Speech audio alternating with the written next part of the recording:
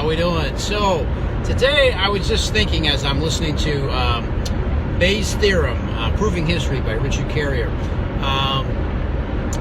It got me thinking about eyewitnesses and how the New Testament is not, as far as the Gospels go, is not written by any eyewitness accounts. I mean, the book of Matthew, the book of Mark, the book of Luke, and the Gospel of John is not written by an eyewitness account to the events that they talk about. In terms of, and I may have mentioned this before in past videos, the actual authors of the book are unknown. We don't know who actually wrote it. I mean, there are some that suspect this or that, but in regards to the synoptics, many scholars believe that there was this Q source.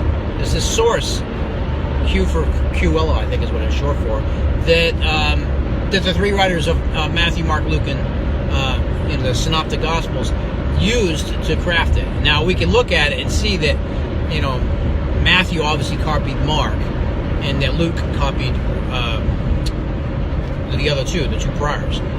So, since the New Testament Gospels are not eyewitness accounts, they were not written by people that actually lived during those events, my question is then, why are we compelled, or why should we believe that, what's written in there is true? And why should we not just take it at, like, hey, it's just a nice story, it's a nice made-up, make-believe story?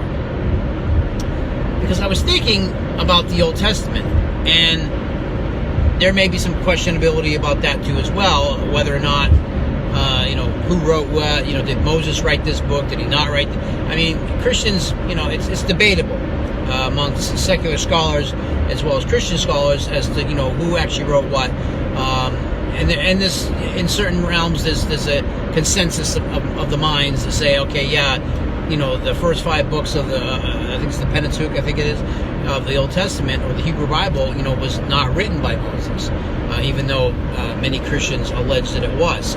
But anyways, my point was just this, that we know, like, there was prophets, okay, and I think this is questionable too, like, was it Daniel, the book of Daniel, who actually wrote these books? So, I mean, it wasn't like it was always the case where the prophet that wrote the books of the Old Testament, was the name, like, oh, it was the prophet Daniel, or was this and that.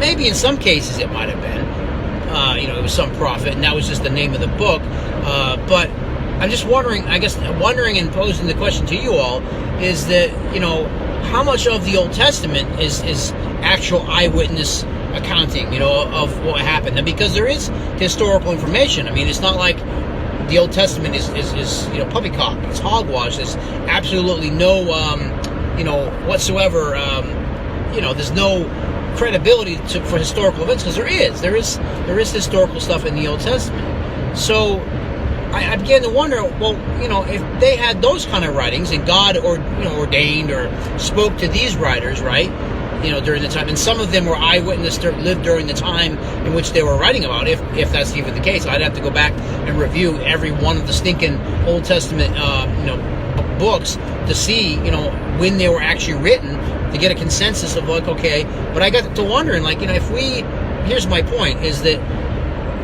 if the writings of the New Testament, are not eyewitnesses, do we have anything in the Old Testament that's an eyewitness account? And if we don't, I mean, it just really calls into question, what are we really dealing with here?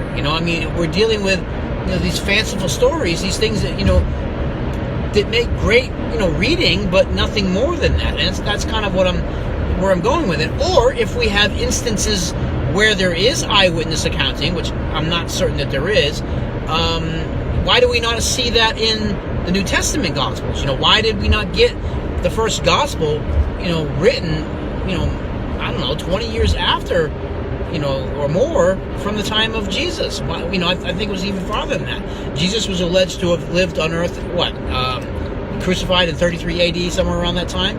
And the first Gospel is not really widely attested now. It's generally held that the first Gospel of Mark didn't appear until 70 AD. So that's more than 20 years. That's like 40 years. So why was it so long? Why did it take so long to? Because if going back to the Old Testament, if there were things in the Old Testament that they could have written about when it was happening, which they want us to believe that they did, but maybe they didn't. Well, let's just give them the benefit of the doubt. If they actually did write things in the Old Testament at the time it was happening, why don't we have those kind of writings in the New Testament? You mean to tell me that nobody that lived at the time of Jesus could have been an eyewitness and wrote those things? And they're not. It's not like the book of Mark or Matthew or Luke or John was written by people that actually lived at that time period. It wasn't.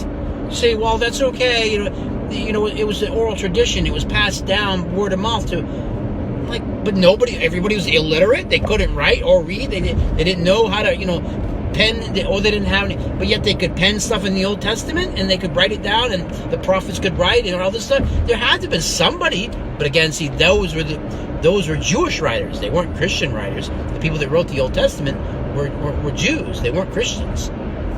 But Christians like to use the Old Testament and think that, the writers, they had Christian, theology. They were thinking like a Christian. No, they were thinking like a Jew. That's what they were.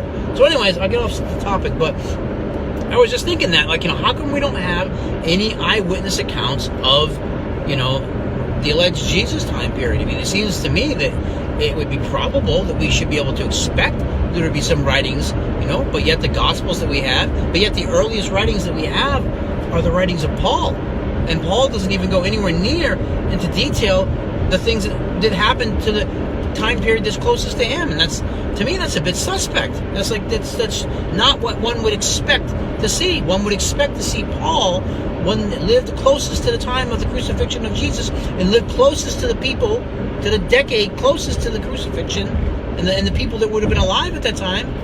I mean, that he would have written at the level that the gospel write. But no, that's not what we get.